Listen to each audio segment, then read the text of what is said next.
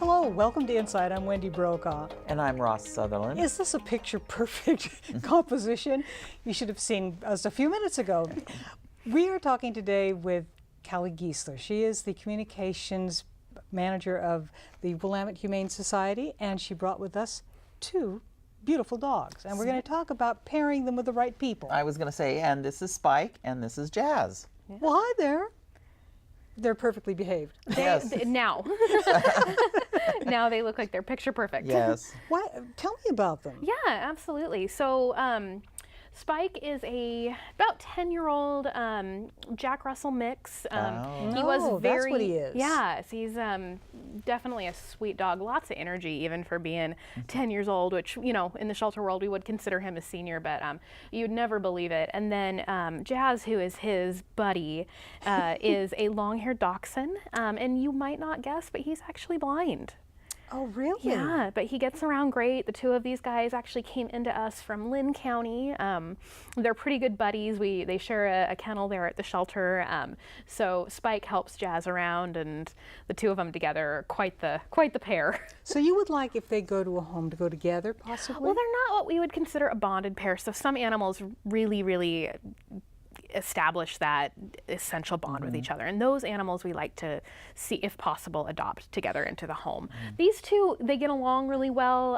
I would love to see them go to a home together, but we'll see. I think that both of them are very confident, wonderful dogs on their own too. So, well, tell us about pairing them with, you call them senior dogs. What makes them so valuable to people who might be even considering that? Because people think of kittens and new and puppies and new, but senior? Yeah, well, and I can't tell you how many times, you know, I get people looking for puppies and kittens. And of course we get them in, you know, usually that's, you know, families would love to, you know, get a puppy or a kitten and raise it up and it be with them from the beginning.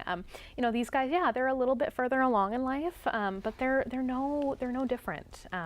One thing I love about senior pets is they really are what you see is what you get. Their personalities, they know who they are, they're experienced. You know, just like children, adults, or human children and teens, our personalities tend to change in our younger years. We, as adults, tend to be a little bit more confident and know who we are, and it kind of goes for these guys as well. You're not going to get the personality changes that you might see in a younger puppy or kitten.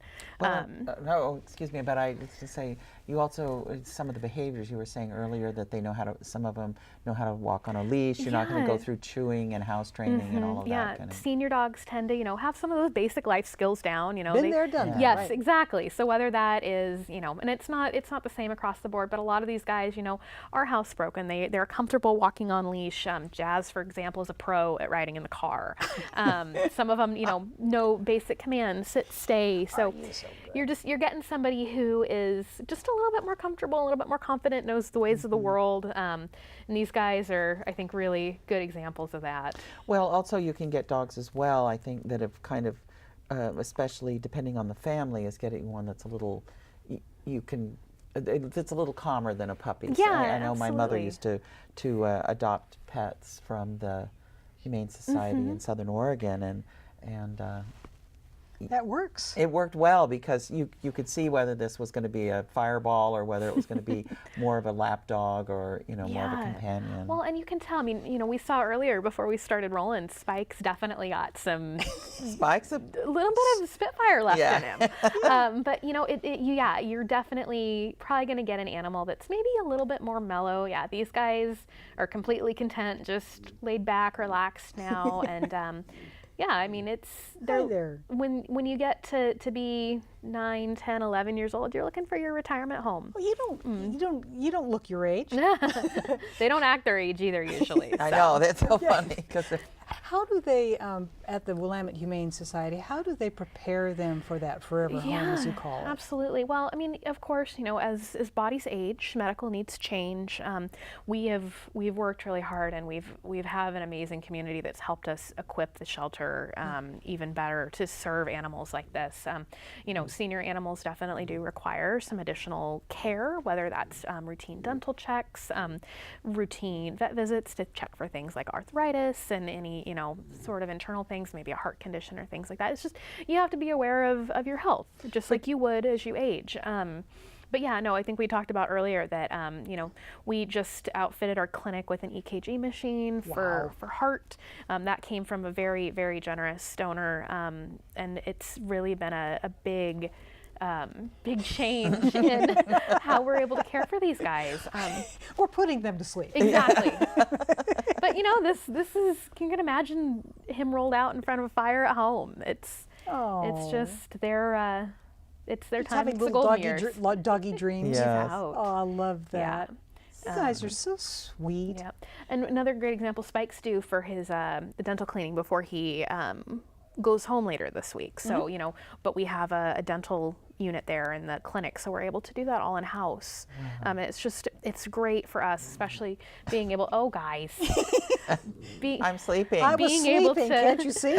being able to provide that care in house, not having to put them through the maybe stress of transport or moving to a vet clinic or something like that.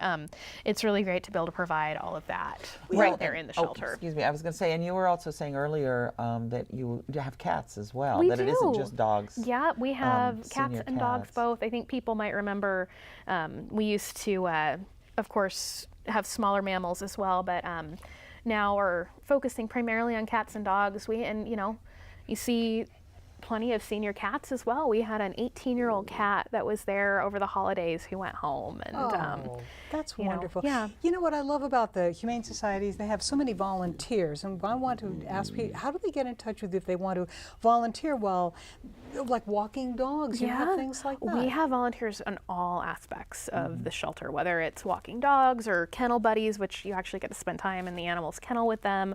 We have volunteers helping back in the clinic and in the admin office. And it starts with filling out a volunteer application on our website and attending orientation. Oh, that's great. Yeah, so it's very easy to get involved. We are, you know, I call them our Red Apron Army. They're really the group of people that keep that shelter running day to day, and we are so thankful for the people in the community that come out. We have, you know, such a dedicated group. Well, what is the website again? WHSforpets.org. WHSforpets.org. You guys writing this down? Yeah, and these guys are on there if anyone's interested in learning a little bit more. And all of our other adoptable pets are on there as well. So it's really the place to go if you're looking for information. Callie, thanks for joining us today. Glad to be here. They're bringing you guys. What are your names again? Say it again. Spike and Spike Jazz. and Spike and Jazz. And thank you for joining us today on InSight. I'm Wendy Brokaw. And I'm Ross Sutherland. We'll see you again. We've gone to the dogs. We did. No better place to be. Good job, guys.